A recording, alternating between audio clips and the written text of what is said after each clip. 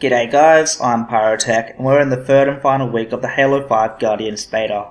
In this video, we're going to check out the new game mode Stronghold and discuss the new maps Orion and Pegasus. I'll also touch on a few other issues I've come across while playing. The gameplay you're currently watching is Stronghold on Truth, so let's talk about Stronghold. Stronghold will be very familiar to most gamers. It's essentially Halo's version of Conquest from Battlefield or Domination from Call of Duty. The objective of the game is to hold down as many territories on the map as possible in order to score points. To capture a zone on the map, you simply stand in the area and a beacon in the center of the zone will slowly rise to indicate you're capturing it. Having more teammates in the area will increase the rate of capture. If your enemy has a zone under control, you must neutralize the zone first by standing in the area before you can capture it. Points are accumulated over time depending on how many territories you control. Unlike Domination and Conquest, in Stronghold you won't gain points with only one zone captured. You must have 2 or more captured to accumulate points. I'm not really sure of the reason behind this decision. A lot of games I played were ended with one team winning by a huge margin. For example, the game you're watching right now ends with a score of 100 to 15.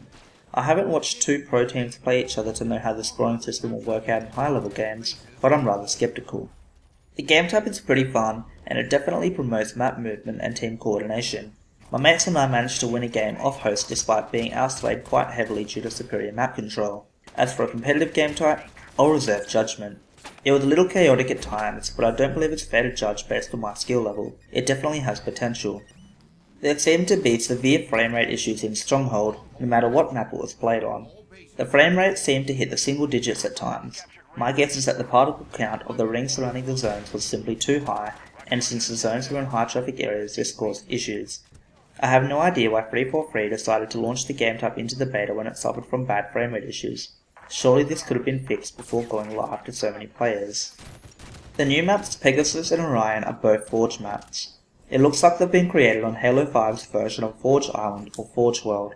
The Forge blocks seem a little bland and ordinary currently, but they don't appear to be textured properly yet. They do seem to be flat, and the blocks appear to be better than previous versions, so that's a good sign.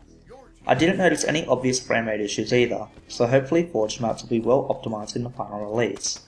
Both Pegasus and Orion are asymmetrical maps. Pegasus has the sniper rifle and the new rocket launcher, and Orion has the sword, the sniper and the Hydra, which I was pleased to see as previous games have used power weapons far too sparingly. Both maps were medium sized and feature a lot of ramps, platforms and vertical play. It didn't seem like either map had a huge amount of thought put into it. They both look like average Forge maps that anyone could have thrown together.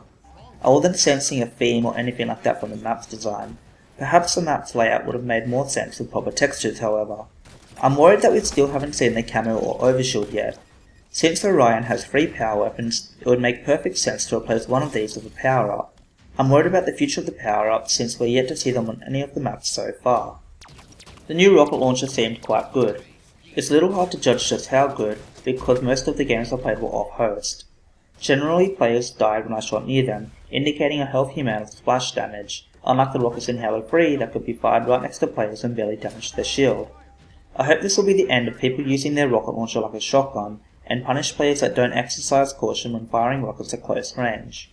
Something that has been annoying me is how easily other players are able to push you around as if you weigh nothing. I've been pushed out of cover into enemy fire accidentally by teammates. Halo doesn't have tight corridors like Call of Duty, so the ability to push players to prevent griefing is unnecessary. I think that players shouldn't be able to push other players at all, except for melees and charges, etc. Shooting grenades mid-air needs to go. It's completely random and no one shoots mid-air grenades on purpose. Ever. It's a random element introduced back in Halo 2 that doesn't improve the depth of the game, therefore it should go. The weapon paths should not indicate whether weapons have been picked up or not. Players should not be given away free information by the game without earning it. If the enemy team manages to secure the rockets, this information should be kept secret until you scout the path of the rockets or you see the rockets being fired. It's like if Counter-Strike told counter-terrorists which bomb site the terrorists planted the bomb at. It's up to the counter-terrorists to scout each bomb site and visually see the bomb. They're not given the information for free. Not only do they give away what weapons the enemy has, but it also gives away their position, making it easier for your team to secure other power weapons and pre-nade entrances and exits, resulting in cheap, undeserved kills. It absolutely must go in competitive games. If 343 insists on keeping the indicators, then they should stay on after the weapon spawns unless the teammate picks up the weapon or you visually see the weapon's spawn point, similar to how the mob spawns work in League of Legends. The fading effect when going from light to dark and dark to light is too extreme. Naturally, your eyes will take time to adjust to different lighting, and your monitor also needs time to refresh the picture, particularly those who play games on larger TVs with a higher response time and other post-processing. Simulating this effect in-game is redundant and annoying. For the final days of the Halo 5 beta, 343 has switched the playlist back to Assault Rifle and Magnum loadouts. To say this is frustrating is an understatement. Seriously, didn't we learn that spawning with short-range weapons in Halo was stupid back in 2004? Yet even now, 343 still believes there is hope for spawning with an assault rifle. Spawning on the bottom of Pegasus with an assault rifle whilst the enemy team is raining down the apocalypse with rocket launchers and snipers from the top of the map is about as anti-fun as you can possibly get. Again, just another example of 343 failing to account for counterplay, an extremely important game design concept. Unfortunately, the assault rifle starts coupled with the lack of region filtering has me giving up on playing any more of the Halo 5 beta. Thank you very much for watching. I hope you've enjoyed my opinions and thoughts on the Halo 5 Guardians beta. I'll continue to produce Halo related content in the hopes of improving Halo 5. If you've enjoyed my video, don't forget to like and subscribe. There are more Halo 5 beta videos available on my channel.